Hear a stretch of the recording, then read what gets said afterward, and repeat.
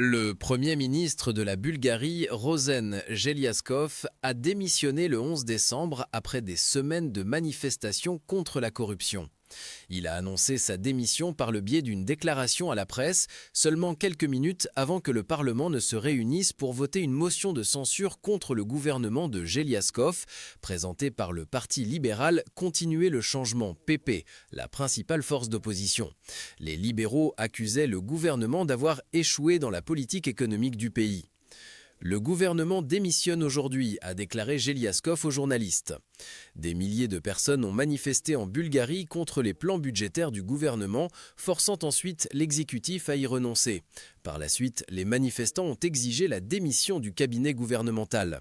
La démission du gouvernement intervient peu avant que la Bulgarie ne rejoigne la zone euro le 1er janvier 2026. Rappelons que le 2 décembre, des milliers de personnes ont envahi les rues de Sofia lors d'une des plus grandes marches des dernières années dans le but de retirer le nouveau budget et de demander la démission du gouvernement. Des manifestations ont également eu lieu dans d'autres grandes villes comme Plovdiv, sud de la Bulgarie, Varna et Burgas, toutes deux villes sur la mer Noire. Le budget de l'année 2026 prévoyait une augmentation des impôts et des contributions supplémentaires à la sécurité sociale.